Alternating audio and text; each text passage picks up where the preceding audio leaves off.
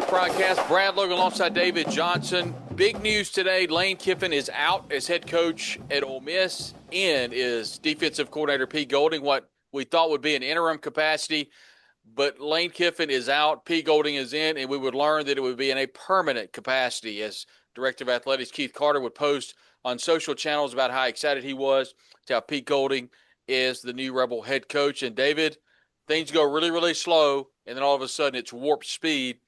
Kiffin's gone to LSU. Pete Golding's in Oxford. Yeah, just imagine what all's happened since Thursday, since the day before the Egg Bowl. I mean, it's been absolutely nuts. A lot of us have known Lane Kiffin is out for a couple of weeks now. When you send your family house shopping in Baton Rouge, you know, it is what it is.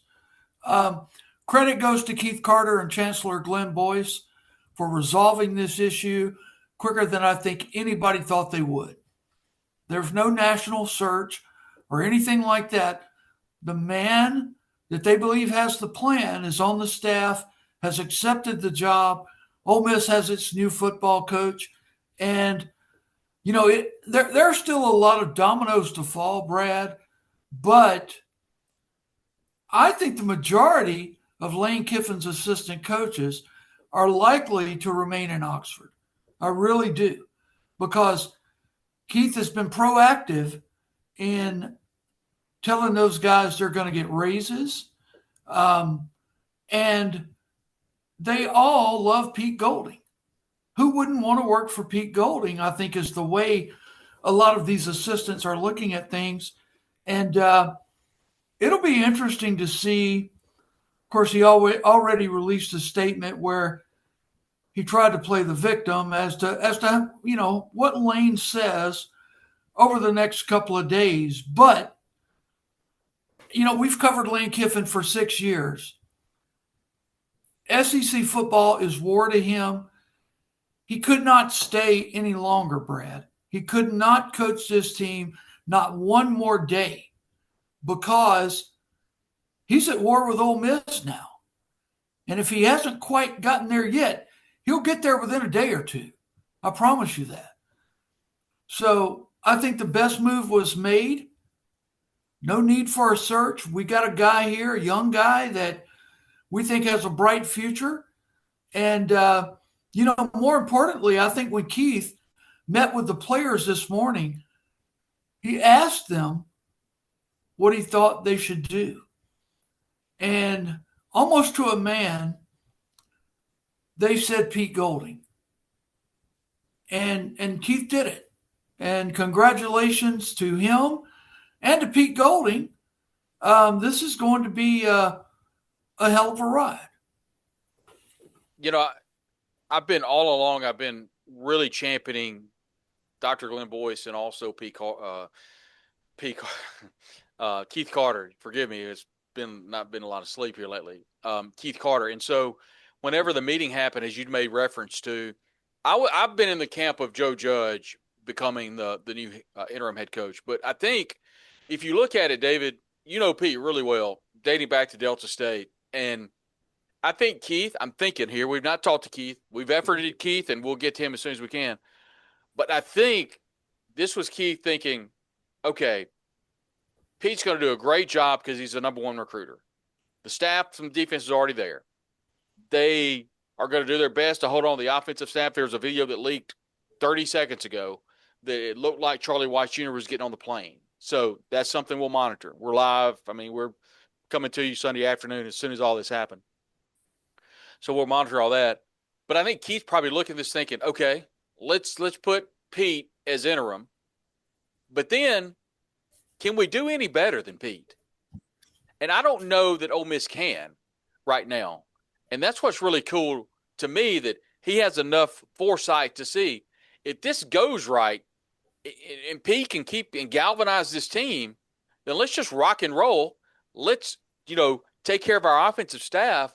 Let's continue to recruit, and let's just keep it going, because I have no doubt that there's a great relationship between the foundation, the development office, the administration with Pete Golding, and obviously the staff and the players. It's just a natural fit. And I think with the timetable the way it is, the way the calendar of the NCAA is so messed up, this is about the best move Keith can make. No, no, I agree with that 100%. And, you bring up how long both of us have known Pete Golding Yeah. because you were around that Delta State beat at the time as well. Um, a funny story. I once had Pete in my office shirtless. He was a lot younger. I was a lot younger, but it was for a photo shoot. And but man, let me tell you, Pete was gritty and grimy as a player. Um, Made all Gulf South Conference as a safety at Delta State. Um, and I got to tell you, it wouldn't be a bad idea to keep an eyeball on a couple of Delta State connections Pete has as he's trying to round his staff out. One, and forgive me for bringing this up, but I'm going to bring this up right now, is the guy that recruited his good friend uh, Ryan Barker, his good friend Scott Eister, all three from Hammond, Louisiana High School to Delta State, is Mike Kershaw, Yeah. the former Mississippi College head coach who had the program shut down up from under him. He served as the general manager at Kennesaw State this year. Did a hell of a job, and I'd maybe keep one eye on Kershaw because he brought Pete to Delta State, and we all know Pete's going to need a GM he can trust, and Kershaw would certainly fit that. But yeah, we've known him for a long time, followed his career. He recruited my son Eli when he was the D coordinator at Southern Mississippi. Um, Pete was involved in the recruitment. Of course, Eli was an offensive lineman, but you know, I'm happy for Pete. I'm happy for his family. My little girl is in the same class with Pete's son Bentley at Regent School of Oxford. So I'm happy for the family that they get to stick around Ole Miss and Oxford for a little longer, and hopefully a lot longer, because I think Pete's the kind of guy that when he's somewhere, he is where his feet is. When he's somewhere, and I think he's going to be here. I wish him all the success in the world. I think he's going to be here a long time, Brad. We've shared some conversations with Lance Foster, got some messages back and forth with Jared Foster, of course. The other proprietors there at the Velvet Ditch and the Land Shark. I mean, they're a talent presenting sponsor, David, but they're our friends too. And so everybody is following this Lane Kiffin case. Now that he's head to LSU and now Pete Golding is in the college football playoff right around the corner. We'll learn the fate on Tuesday, if you will. I guess it'll more or less be the following week because you got to see what happens between Alabama and Georgia. And we'll get into it down the road, but you just really hope that Ole Miss is not left out of hosting. And there's a damn data point. This is what it's going to be noted for. It's a ridiculous data point to where you could possibly not host or be dropped down a couple of points if you don't have a sitting head coach. Well, we have the collective college football committee does not hold that against Ole Miss. We have a sitting head coach. Pete is hired. I understand, but it wasn't the sitting head coach when we were going through the season. So, but we'll see what happens between now and then. In any event, for those that don't know, Lane Kiffin did release a statement while the whole meeting was taking place on campus. So here's what Lane Kiffin had to say via social channels. Quote, after a lot of prayer and time spent with family, I made the difficult decision to accept the head coaching position at LSU. I was hoping to complete a historic 6-season run with this year's team while leading Ole Miss through the playoff, capitalizing on the team's incredible success and their commitment to finish strong and investing everything into a playoff run with guardrails in place to protect the program at any area of concern.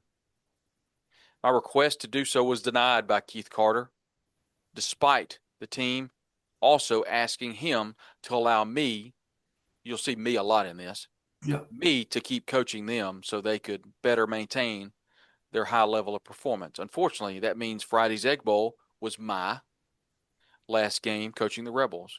while I am looking forward to a new start with a unique opportunity at LSU, I will forever cherish the incredible 6 years I spent at Ole Miss and will be rooting hard for the team to complete their mission and bring a championship to Oxford. Signed, Lane Kiffin. We knew that Lane would play the victim card, and right here, he has done that perfectly. Yeah, yeah. And, I want to remind everybody when he got off the plane in Oxford, he wasn't on the ground 30 seconds and he kissed a baby. As his plane left Oxford today, metaphorically, there was a trailer on the end of that plane as it flew over Oxford of Kiss My Ass. I mean, there's no other way of putting it. He's put this program, despite Keith's great moves, Chancellor Boyce's great moves, he's put this in a program really in a no-win situation. If you want to sit back and look at it. Now, I do believe this team's got the talent to win a national title. Who's going to call the plays? If Charlie is actually on the plane to Baton Rouge, I would think Joe Judge gets that responsibility. That would be my guess. Yeah. So, and everybody loves Joe. Obviously, everybody loves Pete. I think most of the players would have told you before this weekend they loved Lane. But, that's not the vibe I got out of Keith's meeting with the players this morning. Not that everybody wanted Lane to stay. I mean, they're in this thing and your captain is abandoning ship. Whether it be now, whether it be during the playoffs or the national championship game. And Brad, let me tell you this. If Kiffin would have remained as the head coach of Ole Miss, every playoff game would have been a 3.5 hour long commercial for LSU. No, I thought you were going to say it's going to be a 3-ring circus every time. No. Well, it could have been. Yeah. Because, nobody wanted to read the snide Twitter remarks anymore, and those are coming. And you might just, well, I'm not going to say that, but,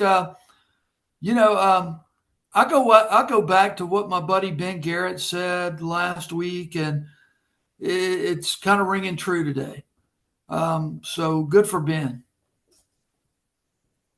We'll take a look at the program. And right now, David, I think all signs point towards, I don't think there are going to be a lot of defections for the playoff. From the conversations I had on the ground just a little bit ago, the players-only meeting was met with a very big applause whenever Pete Golding's name was announced. So I feel very comfortable. The university, I can't say this enough, between Keith Carter and Chancellor Boyce, holding meetings with players, making sure they're feeling welcomed, making sure they're comfortable with everything, soliciting feedback. And that just goes to show you how well the administration is being ran here at Ole Miss. And whenever the name was announced and Pete Golding and the eruption of the players, there were players that began exiting the building. There was a lot of hotty-toddies. Now, I don't know what the future looks like with the portal with these players, but right now, the main focus is winning a college football playoff game, wherever that is. I do know that Pete Golding has been instrumental in not only being the lead recruiter on this squad, but keeping this 26 class. I know there were a couple of defections that came out just a little bit ago, but he's doing his best to keep this class intact. And when you can keep a coaching staff intact, and the head guy was the DC, I mean, that's the best way to kind of move forward, especially when there is an incredibly important game upcoming. Don't know when, where it's going to be, but we know it's the biggest game in Ole Miss history. Ole Miss has got a chance to win a national championship. So I think if you look at where we are now versus where we were at 1 o'clock in the morning, where Marty Smith said, right now, I don't think it's in the cards that Ole Miss is going to have a head football coach in Lane Kiffin anymore tomorrow. And he was right. So looking at it then, looking at it now, I don't think you could put Ole Miss in a better position than they are right now. Oh, I agree. And again, that goes back to Carter and Boyce. Brilliant move on their part. And, we know Pete, as we've documented here on this show, and we know everybody likes Pete. Everybody likes Pete. And from a personality optic, he is night and day difference between Lane Kiffin. Pete is the guy that, if he came over to your house, you'd ask him what he wants on his burger and what kind of beer he wants to drink. Lane wasn't coming to your house. And, he's so dadgum strange. I don't know what you would do. I really don't. So we'll see. We'll see who all shows up down there. He's got money. So he won't have trouble building a staff at LSU. But I can tell you now, if you haven't got your tickets for I believe it's September 23rd, SEC opener against LSU here in Oxford, you might want to go ahead and get in line for those. That will be the all-time record attendance at Vaught Hemingway Stadium, period. And most people will be dressed in red and blue. I'll say that. It won't be like in years past where LSU came to town. There'd be a huge contingency of purple and gold. There'll be some, but this entire state, at least half of it, they're going to be out for Lane Kiffin's blood, so to speak, metaphorically, when he comes back to Oxford. And rightfully so. That's what I got to say. I mean, who would have dreamt that this team would do all it's done this year, accomplish everything it's accomplished, and their head coach who built this bailed on them?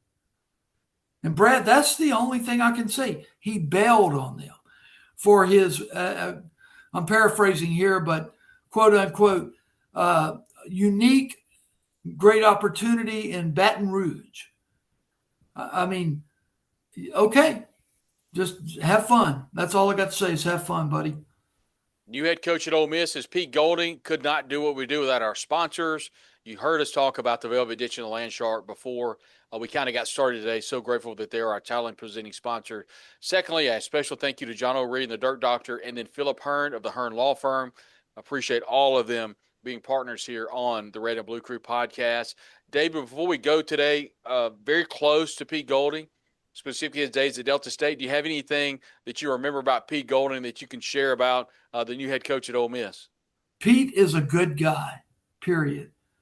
He has a great family. He's got great children. And, as the old saying goes, you can't fake good kids. And, that's the wonderful thing about Pete. You can rub elbows with Pete Golding. I don't know that you could do that with Lane Kiffin. I'll be honest with you. Maybe Twitter elbows, but you couldn't rub elbows with Lane Kiffin. And Pete's the kind of guy, he doesn't think he's better than anybody. I mean, I was uptown a few weeks ago and there was Pete Golding sitting in Fat Guys. Is that the name of that place, that restaurant? Fat Guys eating a hamburger with Bentley. I mean, that's the kind of guy Pete is. You're going to see him at Walmart. You're going to see him in Kroger. I mean, I think we got a down-home guy who is not a native of Mississippi, but close enough, from Hammond, Louisiana. But he is a figure in Mississippi and beyond. And I'm just excited. I'm excited for that. And that's all I got to say. He's a good guy. The times they are a-changing. New blood as head coach at Ole Miss is Pete Golding, but very familiar as he is the school's defensive coordinator. We'll have full coverage for you, of course, here on the Red and Blue Crew podcast. Stay locked in. You can follow David on Twitter. That's Rebels247. And I'm, of course, at Brad Logan, COTE. We'll talk to you soon right here on the Red and Blue Crew podcast. Howdy toddy, everybody.